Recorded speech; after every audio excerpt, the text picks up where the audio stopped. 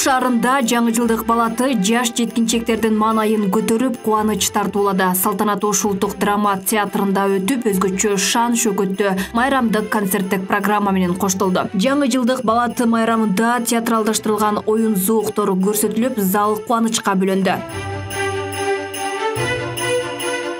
Майрамдык салтанатка 500гө жакын бала катышты. Салтанатка социалдык жактан аялуу жана көп балалуу үй бүлөлөрдүн балдары, ден соолугунун мүмкүнчүлүгү чектелген балдар жана ар кандай сынактарда, олимпиадаларда жеңишке жеткен окуучулар катышты. Иш чаранын аягында аларга жаңы жылдык белектер тапшырылды.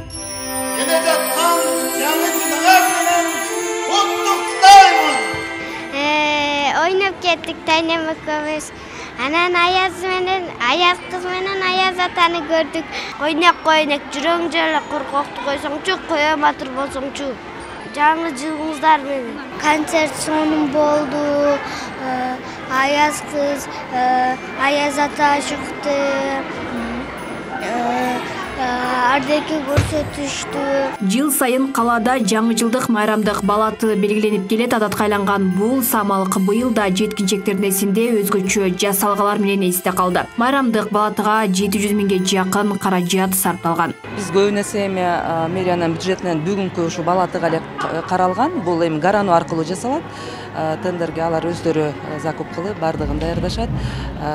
Где-то 700 миң тегере кетти болуш керек. Ал негизинен калган балдарга бере турган белектерди биз темирчилер аркылуу жасап атабыз.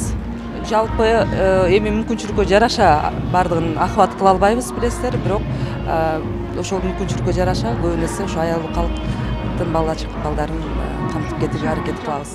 Бул арада Ош облусунда дагы жаңы жылдык балаты майрамы белгиленди. Салтанатка облус аймагында аз камсыз болгон үй бүлөлөрдүн балдары жана окуудагы мыкты жетишкендиктерге жеткен 235 бала катышты. Жаңы жылдык балаты майрамында Аяз атага кат жазып белек сураган балдардын кыялдары орундалды. Ошондой эле аз камсыз болгон үй бүлөлөрдүн балдарына Ош облусунун башчысынын атынан жылуу кийимдер белекке берилди. Алмагүл Эркебай кызы, Муслимбек Ахетжанов, Ош ТВ.